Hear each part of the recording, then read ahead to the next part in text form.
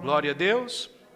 Louvado seja Deus. Como nós explicamos no início, no primeiro dia que nós demos início ao sermão do apóstolo Paulo na carta aos Filipenses, o contexto do apóstolo Paulo, deixa eu te explicar novamente para que você se recorde. O apóstolo Paulo escreve essa carta quando ele estava preso, na sua primeira prisão. Ele estava preso em Roma e de Roma ele escreve esta carta que nós vamos ler ao povo da igreja em Filipos, em Filipenses. E ele escreve essa carta levando ao povo motivação e alegria,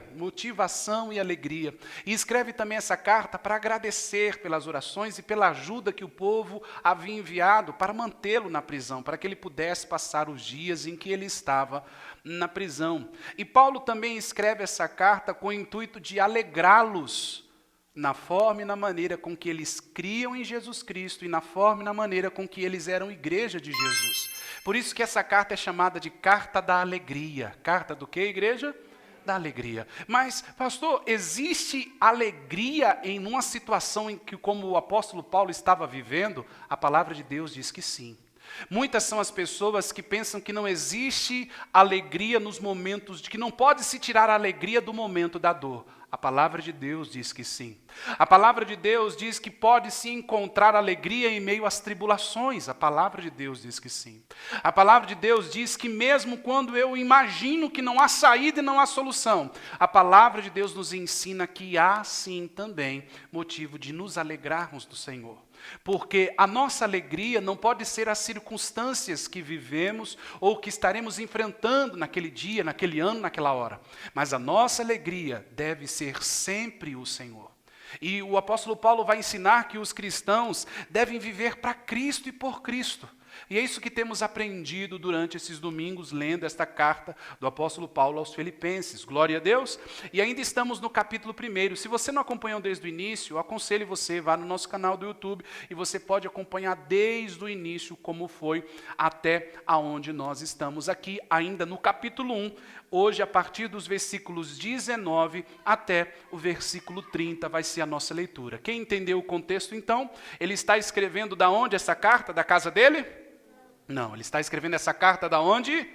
Da prisão. Glória a Deus. Então vamos ler. Veja o que o texto diz. A partir do versículo 19, onde nós paramos na semana passada, até o versículo 30, diz assim. Vamos ler.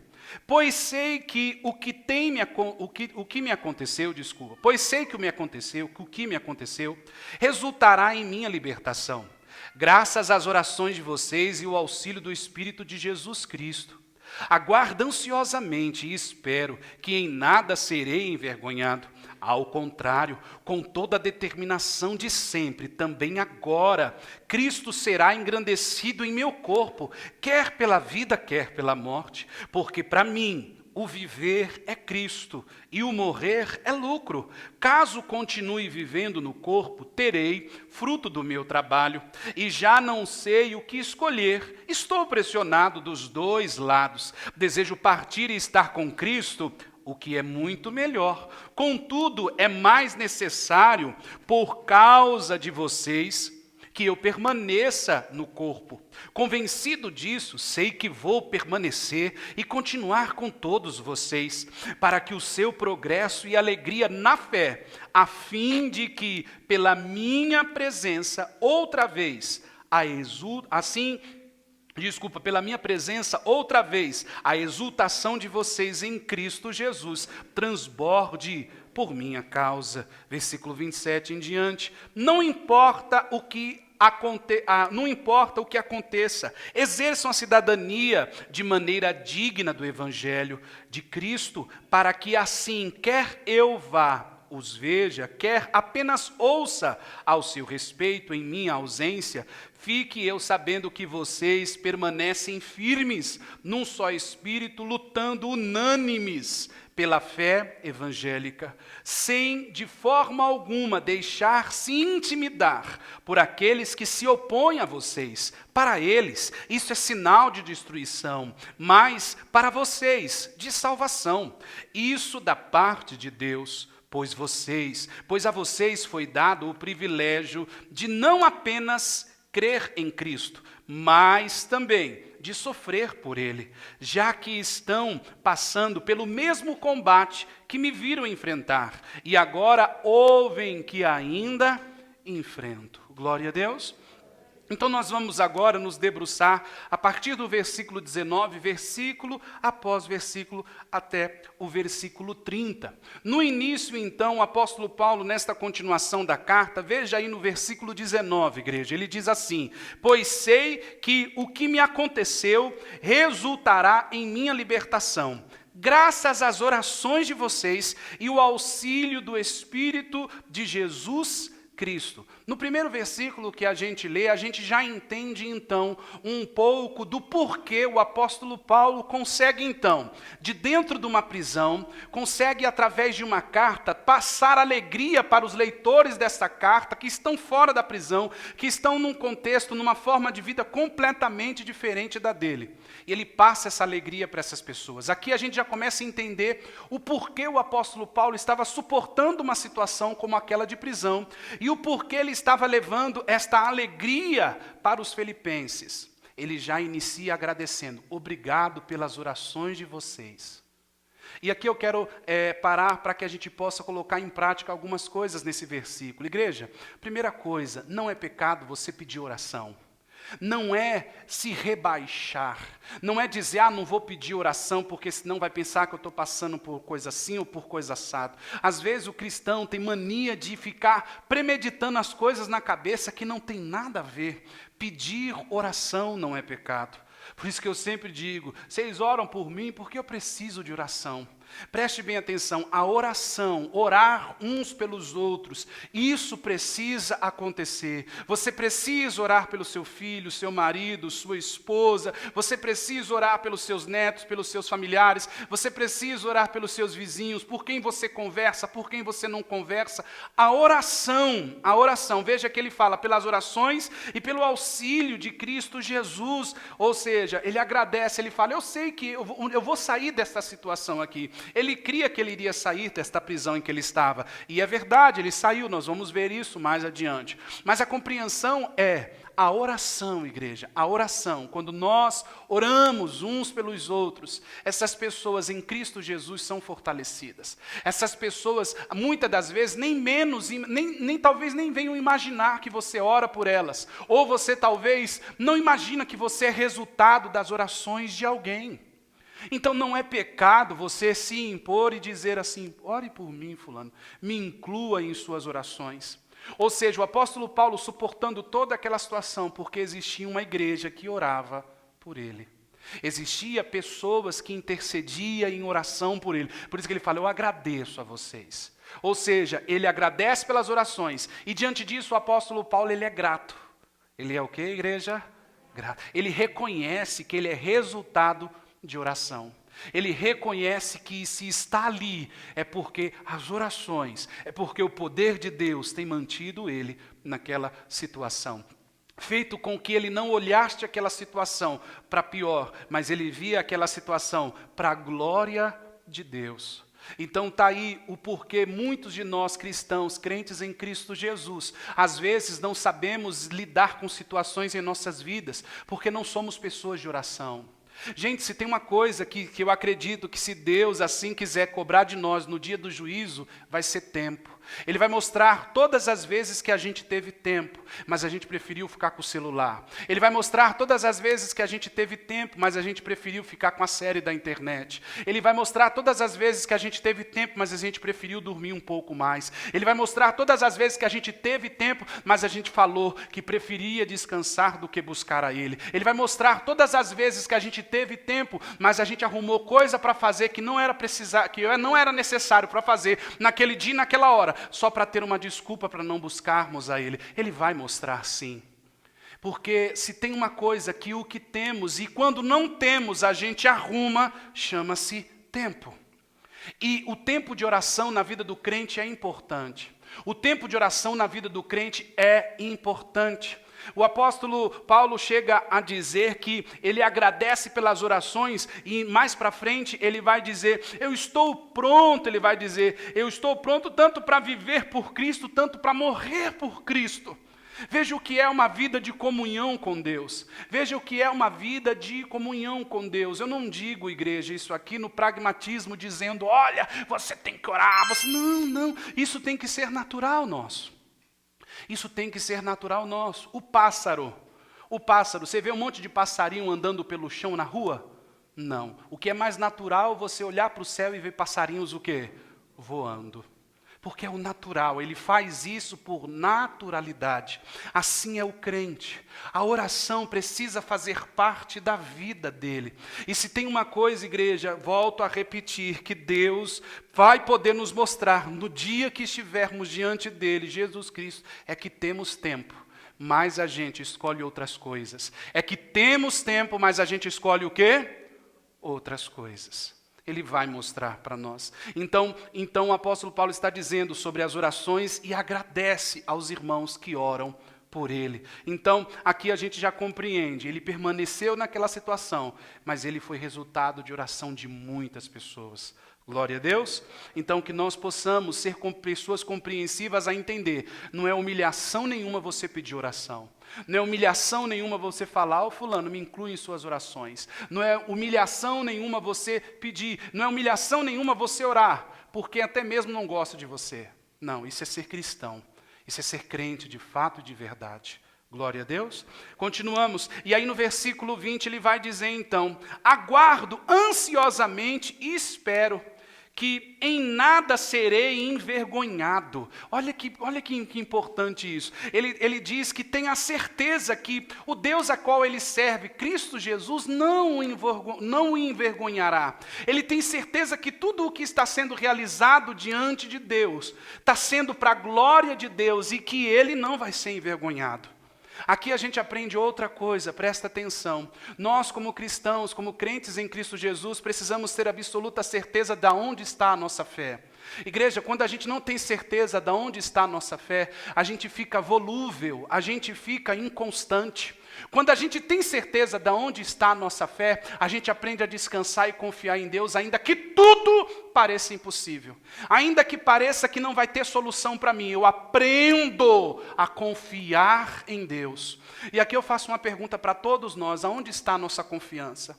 Sua confiança não pode estar na placa da igreja que você congrega. Sua confiança não pode estar na religião que você diz que tem. Sua confiança não pode estar no líder religioso que você gosta. Sua confiança e sua fé não deve estar nas coisas desse mundo. Você não deve se apegar ao dinheiro que todo mês está na sua conta. Você não deve se apegar aos recursos que o seu trabalho lhe dá. Você deve se apegar àquele que nunca te envergonhará. Esse é Cristo Jesus. Ele nunca nos envergonhará.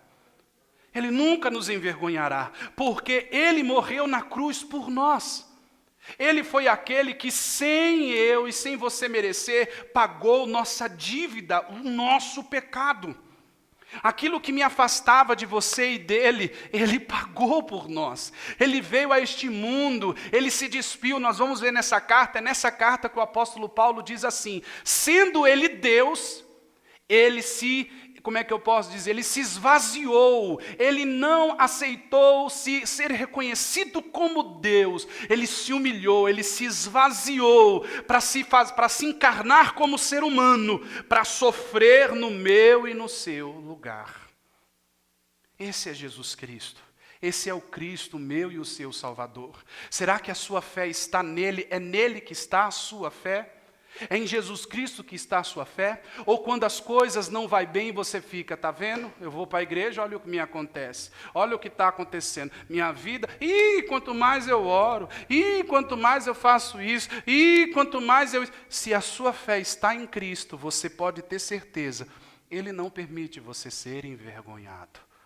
Você ser envergonhado ao ponto de você pensar que a sua fé não é verdadeira, não. A fé genuína, igreja, traz paz ao coração do cristão, ao ponto dele confiar e descansar no Senhor e saber que em toda e qualquer circunstância, o Senhor está com ele. O Senhor é Deus na vida dele. Glória a Deus. E aí ele diz então, estou aí, versículo 20, aguardo ansiosamente e espero de que nada serei envergonhado. Ao contrário, com toda a determinação de sempre, também agora, Cristo será engrandecido em meu corpo, quer pela vida, quer pela morte. Porque para mim o viver é Cristo e o morrer é lucro. Então ele tinha certeza a quem ele servia. Ele estava completamente, absolutamente, com toda a certeza, certo de quem ele crê. Ele estava certo de quem ele confia, ao ponto dele dizer isso, igreja. Olha, preste bem atenção. Eu estou pronto, aí no versículo 20 ele vai dizer, olha, no versículo 20 ele vai dizer assim: ao contrário, com toda a determinação de sempre, também agora será engrandecido em o quê? Em meu corpo. Cristo será engrandecido aonde? No meu corpo, quer pela vida, quer pela morte.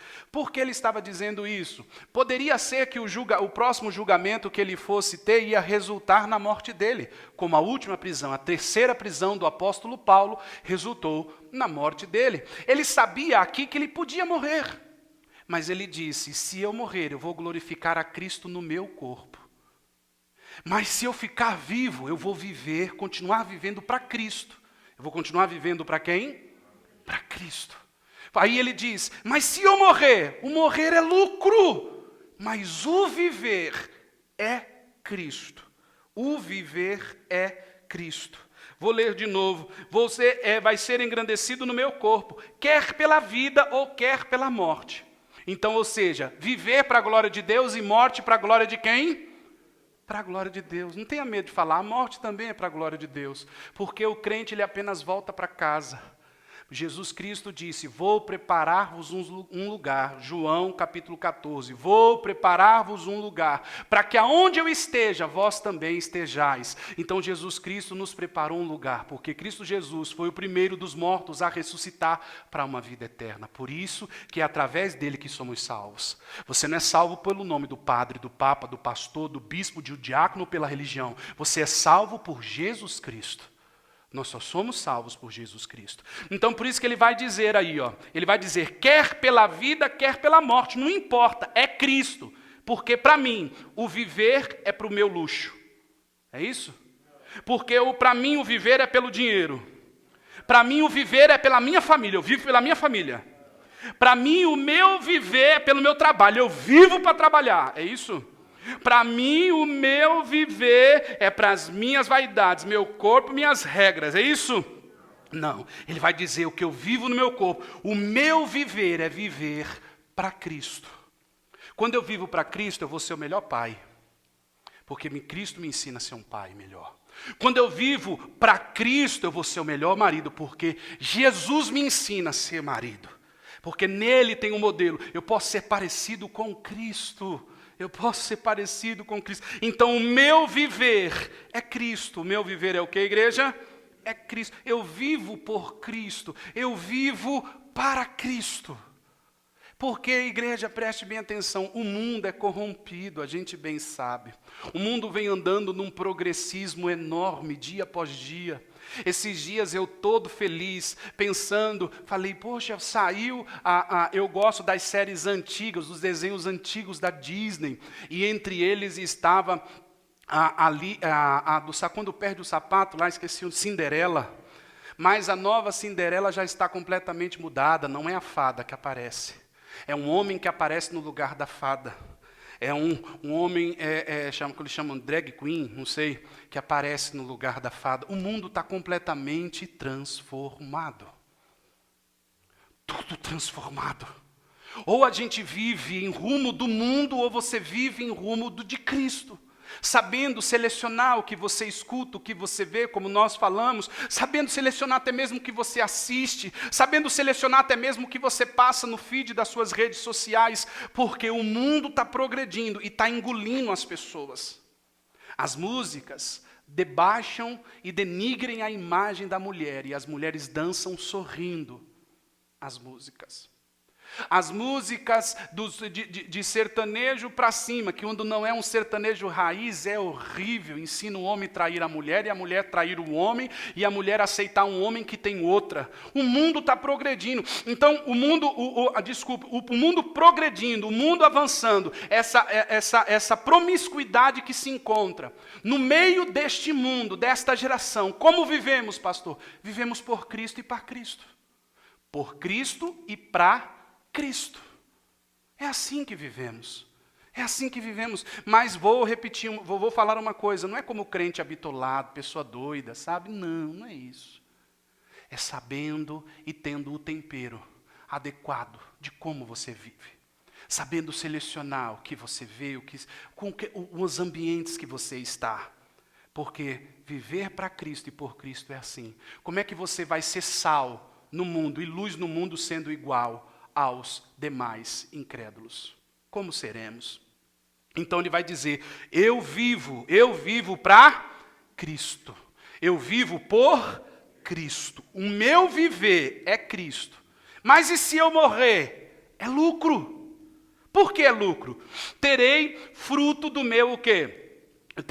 Versículo 22. Se eu morrer, é lucro. Caso continue vivendo no corpo, terei fruto do meu trabalho e já não sei o que escolher. Estou pressionado dos dois lados. Desejo partir e estar com Cristo, o que é muito melhor. Contudo, é necessário por causa de vocês que eu permaneça no corpo. Aqui vamos entender o que o apóstolo Paulo está dizendo, a partir do versículo 22 e do versículo 23 ao 24, o que ele está dizendo? Ele está dizendo assim, se eu morrer, é lucro, porque eu vou estar diante de Cristo Jesus.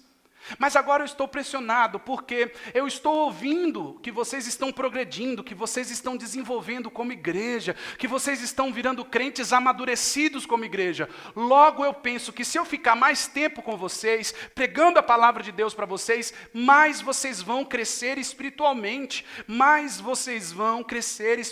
Então logo eu penso que se eu ficar mais com vocês, mais vocês vão crescer espiritualmente. Mas se eu morrer hoje, logo estarei com Cristo. Ele diz, e o que ele fala aqui, no versículo 23, ele fala assim, eu não sei se fico aqui junto com vocês, ou se eu morro e vou estar com Cristo, o que é muito melhor. Aqui a gente já aprende outra coisa muito importante, preste atenção, olha aqui para o pastor por gentileza, gente, não existe purgatório, não existe sono da alma. Alguns lugares dizem assim, quando as pessoas morrem, algumas igrejas ensinam, existe o sono da alma, a pessoa fica dormindo até o mundo acabar e Jesus Cristo voltar. A Bíblia não diz isso. Vou ler de novo com você. Outras religiões dizem, não, tem um purgatório, aí fica lá sabendo. Aí se tiver umas rezas pela pessoa, se acender bastante vela, aí a pessoa encontra luz e vai para o caminho bom. Não, a Bíblia, a Bíblia diz isso, católica, Bíblia diz isso, católica, evangélica, a Bíblia diz isso, diz isso aqui, contudo, é mais necessário, por causa de vocês, que eu o quê? Permaneça no corpo.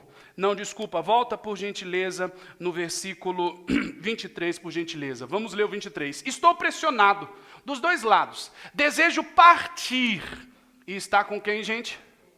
O que é muito... Aí a gente lembra do que aconteceu com o ladrão na cruz, lembra? O ladrão na cruz, estavam dois homens e Jesus Cristo no meio. Um olha para Jesus e reconhece que ele é o Cristo, o Filho do Deus vivo, o próprio Deus diante dele. Ele fala assim, mestre, se possível for, lembra-te de mim quando entrares no paraíso. Jesus olha para ele e fala, ainda hoje você vai estar comigo no purgatório? Jesus olha para ele e fala, ainda hoje você vai dormir um sono comigo até eu voltar. Prepara o cobertor, fala isso? Não, Jesus olha para ele e fala, ainda hoje você estará comigo no paraíso.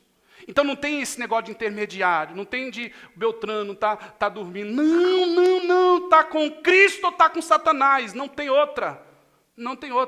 Aí eu lembro com você a parábola do rico e Lázaro.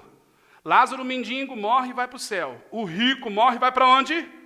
Na mesma hora, Jesus conta essa parábola. Jesus que conta essa parábola nos evangelhos. Então, meu irmão, minha irmã, é fechar os olhos aqui e abrir diante de Cristo ou de Satanás. Não tem intermediário. Não tem esse negócio de acende vela para mim quando eu morrer, para que eu vá para um bom lugar. Não tem. É Bíblia, a palavra de Deus. Pegue qualquer Bíblia que você quiser pegar, pegue lá e leia. Está escrito. Então, o apóstolo Paulo está dizendo que o estar com Cristo é muito melhor. Reino de Deus, salvação, vida eterna. Aqui tem tudo prazo de validade. Mas, em Cristo, Tudo é eterno. Glória a Deus.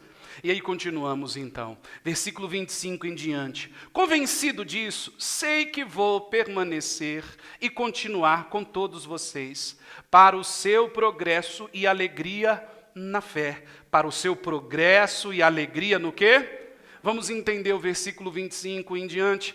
O apóstolo Paulo está falando que o povo de Deus, ele pode progredir na fé, ele pode ter progresso, fé e alegria. Pode andar juntas? Pode, igreja. Fé e alegria para o povo de Deus pode andar junto. Mas, pastor, o apóstolo Paulo era sadomasoquista porque ele fala de sofrimento e alegria.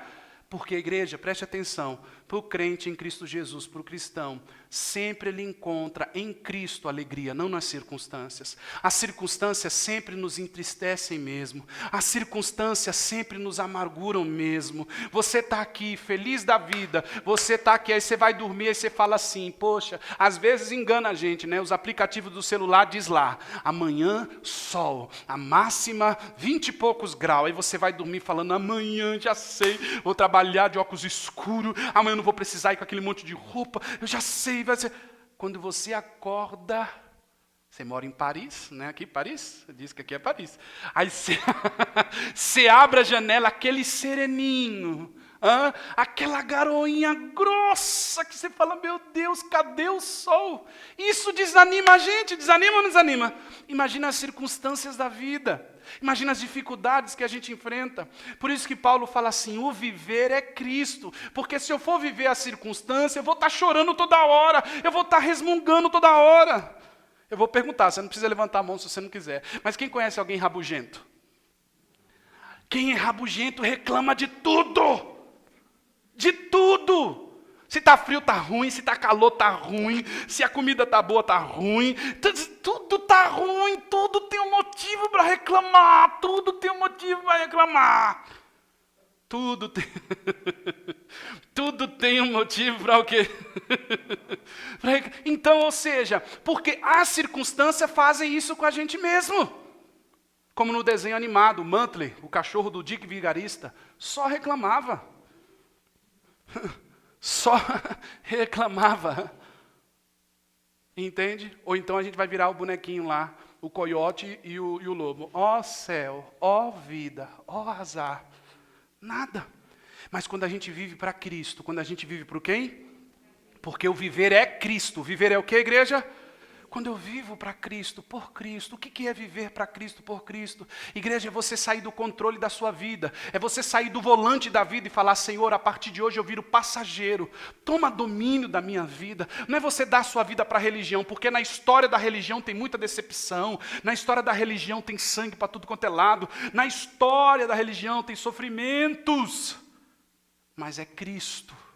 É Cristo, não é placa de igreja, porque tem igreja que é franquia, tem igreja que é comércio, tem igreja que está atrás do seu dinheiro, tem igreja que só ilude as pessoas, está cheia, mas as pessoas são vazias de Deus, porque não tem palavra, não tem.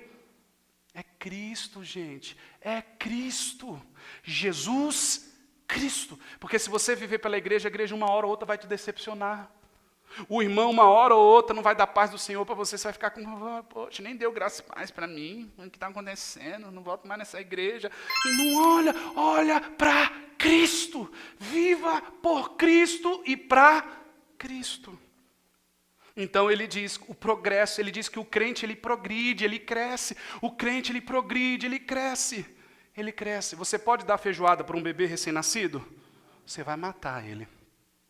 Então, eu e você, a gente não pode mais ser recém-nascido na fé, a gente precisa amadurecer na fé, igreja, a gente precisa amadurecer na fé, a gente precisa crescer na fé, em nome de Jesus. Por exemplo, para quantas pessoas você já falou de Jesus só esse ano aqui, só esse ano? Olha, época de pandemia, todo mundo sofrendo alguma coisa, é o melhor momento para você falar de Jesus. Para quantas pessoas você já falou de Jesus esse ano? Ou você pensou assim, eu não, vou falar de Jesus, minha vida já não está boa, eu vou falar para os outros? Porque você não vive Cristo, você vive a situação da sua vida. Na situação da nossa vida, a gente sempre vai achar motivo para reclamar de alguma ou para se queixar de alguma coisa. Mas quando eu vivo Cristo, eu encontro alegria em Cristo. Porque Cristo morreu, sofreu no meu lugar, mas Ele ressuscitou, Ele me dá a vida eterna, Ele é motivo da minha alegria. Ele aguentou cuspe por causa de mim, Ele aguentou xingamentos por causa de mim, Ele carregou uma cruz por causa de mim, Ele foi traído por causa de mim. Será que não tem motivo para você se alegrar nele? Nós temos motivo para se alegrar nele. Então ele diz, para que vocês progridam em alegria e em fé. Em alegria e o que, gente? Fé, para que vocês cresçam, progridam. Versículo 26 em diante. A fim de que pela minha presença, outra vez, a exultação de vocês em Cristo Jesus transborde por minha causa. Não é transborde em Cristo Jesus através de mim. Ou seja, Paulo estava dizendo, eu sou servo de Cristo e quero ser usado mais ainda por Cristo, para que vocês cresçam mais na fé. Isso aqui é um ponto muito importante, preste atenção. Eu e você, nós não somos melhores que ninguém. Mas se você abrir o coração e falar, Deus me usa, Ele vai usar a sua vida para a glória dEle. Ele vai usar a sua vida para a glória dEle. Pessoas podem ser curadas através das orações que você fizer no nome de Jesus. Pessoas podem prosperar, pessoas podem ter suas vidas mudadas. Pessoas podem ser evangelizadas, vir a se batizar e se tornarem homens e mulheres de Deus através da sua evangelização. Mas a glória sempre será para Jesus Cristo, porque nós somos servos de Cristo. Nós somos servos de Cristo. Continuamos, versículo 27, agora em diante para nós encerrarmos, diz, não importa o que aconteça, exerça a sua cidadania de maneira digna do Evangelho de Cristo, para que assim quer eu vá e os veja, quer apenas ouça a seu respeito, eu ouça a seu respeito em minha ausência, fique eu sabendo que vocês permanecem devagar. Igual prego na areia, é isso? Não, que vocês permanecem como? Firmes, num só o quê? Espírito, lutando unânimes pela fé evangélica, sem de forma alguma deixar-se intimidar por aqueles que se opõem a vocês.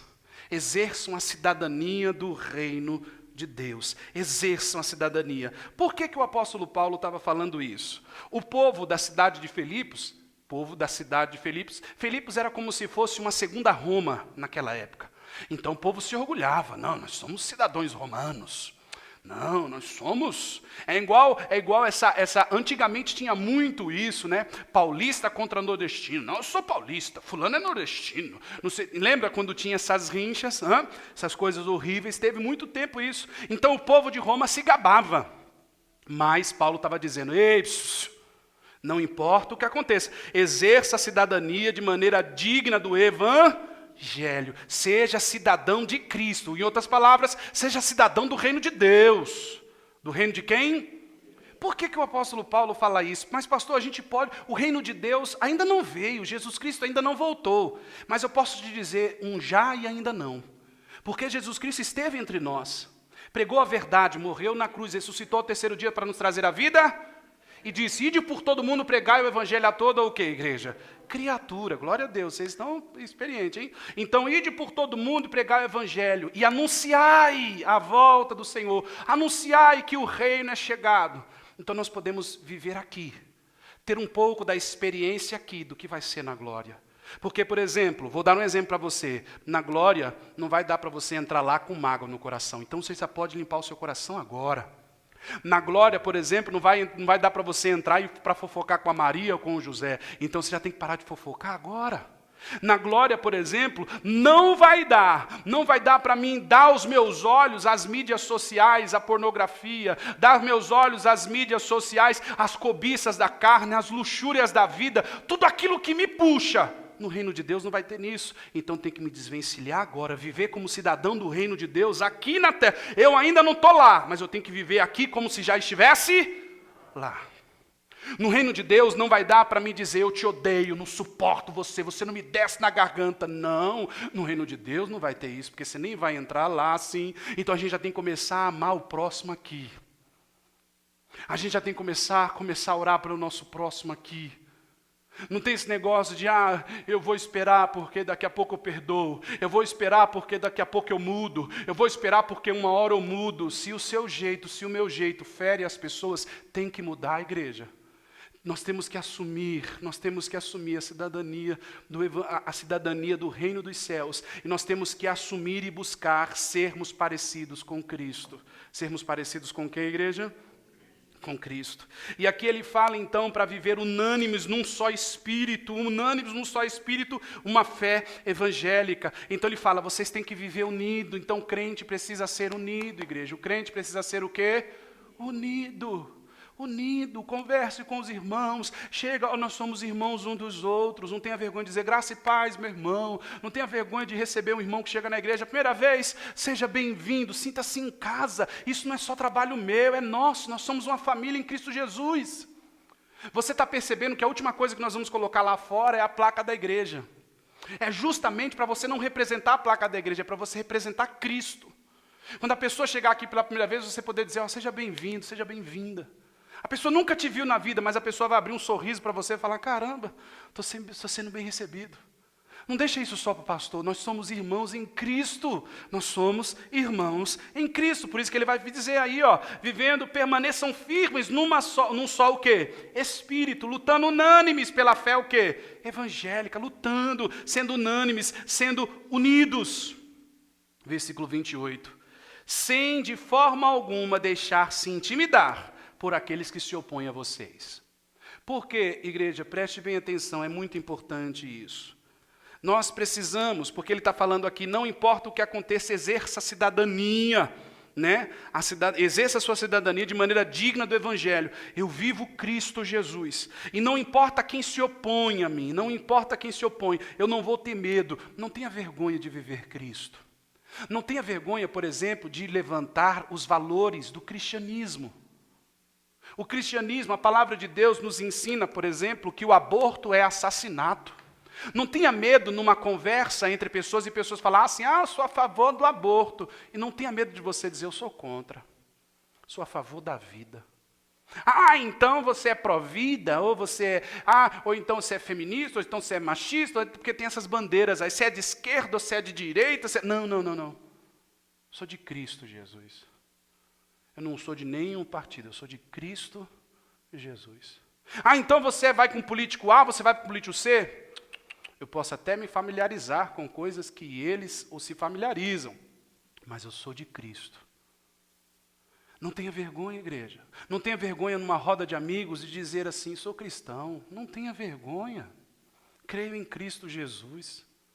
E aqueles que se opõem à sua fé, seja quem for, sem de forma alguma deixar-se intimidar por aqueles que se opõem a vocês. Jesus Cristo falou que haverá pessoas até mesmo, às vezes, de dentro da nossa própria família, que vai ser contra nós. No tocante à fé. Não se intimide. Faça por Cristo e para Cristo. Não humilhe ninguém, não xingue ninguém, mas viva o Evangelho. Viva o Evangelho. Não tenha vergonha de Jesus na onde você trabalha. Não tenha vergonha de falar dele. Não tenha vergonha de falar que você é cristão. Não tenha vergonha de falar que você ama a Deus em primeiro lugar. Não tenha vergonha. Não se intimide.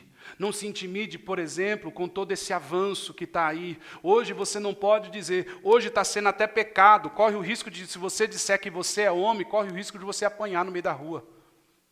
Que você não pode mais dizer que você é homem ou mulher. Porque hoje tem banheiros multigêneros nos lugares hoje. A gente precisa entender que nós defendemos os valores do reino de quem, igreja? Porque somos cristãos em Cristo Jesus. Você não defende o que eu estou dizendo. Eu não quero que você saia daqui nessa noite dizendo assim, foi o pastor que disse. Eu quero que você saia daqui nessa noite dizendo, a palavra de Deus diz. Eu não quero que você saia daqui dizendo, o pastor lá na igreja disse. Eu quero que você saia daqui dizendo, a palavra de Deus diz. E aqui a gente encerra. Para que eles... no versículo 28, isso mesmo. Para eles, isso é sinal de destruição, mas para vocês, de salvação. E isso da parte de Deus, pois a vocês foi dado o privilégio de não apenas crer em Cristo, mas também de sofrer por Ele. Sofrer por Cristo. Eu lembro que quando eu fazia seminário, eu voltava, roupa de seminarista, terno, gravata, todo bonitinho. Os meus amigos da rua, olha lá o crente, chega aí crente, chega aí Bíblia. E eu ia falar com eles. Nas primeiras vezes ficava com vergonha. Nas primeiras vezes ficava o quê? Já cheguei até a apanhar na rua porque eu ia para a igreja. Ah, você não anda mais com a gente, não sei o quê. Já cheguei a apanhar na rua. Moleque querendo brigar, sabe? Eu não quis reagir. E cheguei a acontecer isso comigo. Mas a gente pode sofrer por Jesus também. O crente também sofre, igreja, por Jesus. Não creia no evangelho triunfalista, não. Você nasceu para ser cabeça, você vai vencer. Sabe esses evangelhos autoajuda, que o pastor nem parece pastor, parece coach, já viu? Você vai vencer, vamos lá, vamos começar o culto, aleluia, glória a Deus. Aí você sai da igreja, aí na hora da adoração solta aquelas fumaças, solta uma fumaça aí. Aí solta fumaça, aí cria todo aquele ambiente assim, ó, para Jesus, e a pessoa fica ali e sai do, nossa, eu saí do culto, que culto hoje, irmão, nossa, eu senti a presença, o que foi pregado lá, irmão?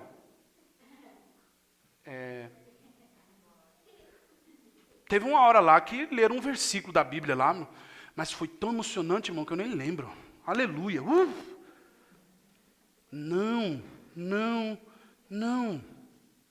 Não, o crente também sofre, o crente também fica doente, o crente também vive necessidade, o crente também vive dias difíceis também, o crente tem dia que chora, o crente tem dia que não sente vontade de levantar da cama para nada, aí ele dobra o joelho, ele pede a Deus misericórdia e Deus dá força para mais um dia ele continuar.